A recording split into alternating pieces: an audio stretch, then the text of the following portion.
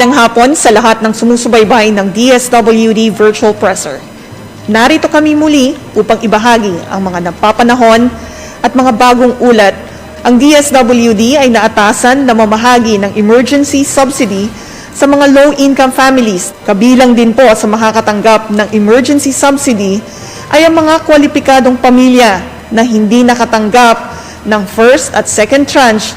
Nais po nating banggitin na ang emergency subsidy under Bayanihan 2 na nagkakahalaga ng hindi bababa ng 5,000 piso at hindi hihigit sa 8,000 piso ayon sa umiiral na regional wage o maximum subsidy per region ay isang beses lamang pong matatanggap ng benepisyaryong pamilya na natukoy.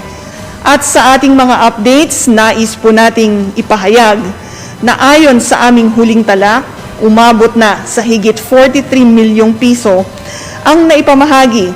Dagdag po dito, nasa mahigit 526 milyong piso naman ang naipamahagi na sa mahigit 79,000 na mga pamilyang karagdagang benepisyaryo.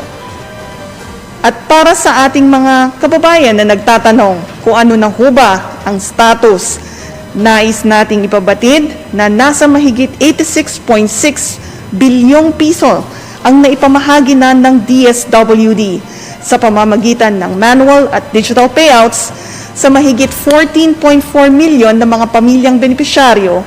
Kabilang po dito ang mahigit 1.3 milyon na benepisyaryo ng Pantawid Pamilyang Pilipino Program, mahigit 6.1 milyong low-income non-4Ps na mga pamilya, higit 3.3 milyon na mga wait-listed low-income non-4Ps sa buong bansa, at mahigit 1.8 milyon na mga wait-listed na mga pamilya mula sa mga identified areas. Idagdag din natin ang mahigit 242,000 na mga pamilya na mga TNVS and PUV drivers. At kasama rin sa bilang na iyan ang mahigit 141,000 na mga benepisyaryo ng tulong pangkabuhayan para sa mga disadvantaged o displaced workers ng Department of Labor and Employment at mahigit 264,000 na mga pamilyang benepisyaryo ng financial subsidy to rice farmers sa ilalim naman ng Department of Agriculture. Sila po ay nakatanggap ng top-up o karagdagang halaga mula sa nauna ng naipahatid na ayuda ng mga ahensyang nabanggit. At ang DSWD ay patuloy po na tumatanggap ng mga katanungan mula sa iba't ibang platforms hinggil sa implementasyon. At ngayong araw, ilan sa mga ito ang ating bibigyang linaw at kasagutan. Kaya't sa hapon pong ito, kasama natin si Director Ferdinand Budeng, ang head ng Agency Operations Center ng DSWD, at siyang mangunguna sa pagsagot ng inyong mga katanungan. Nais po nating bigyang linaw na ang mga benepisyaryo ng emergency subsidy ay iba po sa mga benepisyaryo. Ngayon din po, nais nating banggitin na ang mga benepisyaryo ng emergency subsidy sa ilalim ng Bayanihan 2 ay minsan lamang po makakatanggap ng ayuda.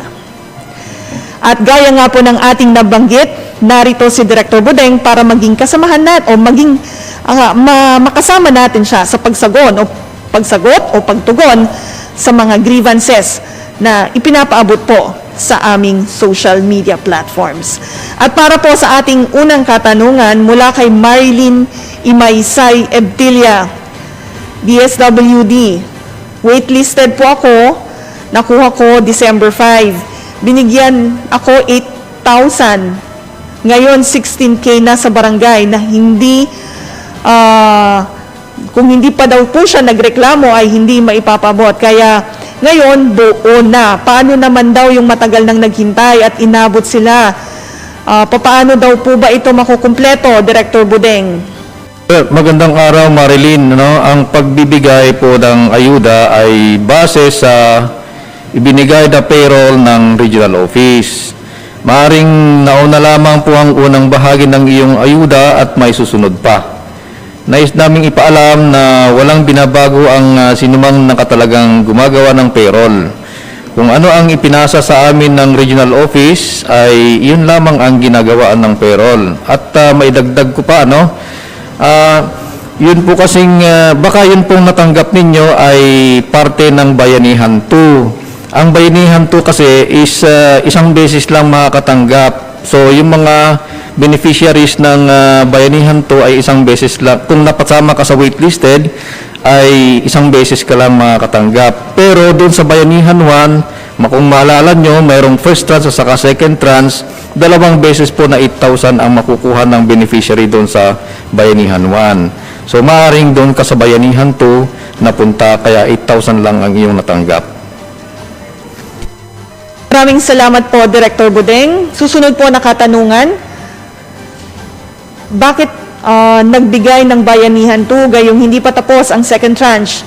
Paano na lang po kaming hindi pa nabigyan, Director Budeng? Para po para naman ng lahat, maaari naman kung isabay ang Bayanihan 2 sa kasalukuyang pag-implementa ng second tranche, sapagkat ang mabibigyan lamang ng ayuda para sa Bayanihan 2 ay ang mga low-income families lamang. Magkaiba ang pinatutupad na guidelines. Yung tungkol po sa kasagutan ng tanong, maaari naman pong isabay ang Bayanihan 2 sa kasalukuyang pag-iimplementa ng second tranche, sapagkat ang mabibigyan lamang ng ayuda para sa Bayanihan 2 ay ang mga low-income families at saka yung mga na-identify na iba pang beneficiaries na nakukonsider na waitlisted. Magkaiba ang pinatutupad na guidelines ng dalawang programa. Maraming salamat po, Director Budeng. Tama po ang nabanggit ni Director Budeng. Magkaiba po ang mga ipinapatupad na panuntunan at yung namang pong pamamahagi ng emergency subsidy sa ilalim naman po ng Bayanihan 2. Susunod po na katanungan, Director Budeng. May mga benepisyaryo ng 4Ps at SOCPEN na disqualified. Tama ba ito? Kung kayo ay lehitimong 4Ps beneficiary, ay siguradong makakatanggap kayo ng ayuda. Sa katunayan, kayo ang unang nabigyan ng ayuda. Maaari namang ma-qualify ang nasa ilalim ng SOCPEN, lalo na kung sila ay kabilang sa low-income family at walang ibang naghahanap buhay sa pamilya. Nais lamang po nating dagdagan ang naging kasagutan ni Director Budeng na itong mga Pantawid Pamilya Pilipino Program beneficiaries ay nakatanggap po ng top-up o karagdagang halaga doon sa kanilang kasalukuyang tinatanggap na cash grants upang ma-meet po yung maximum subsidy per region.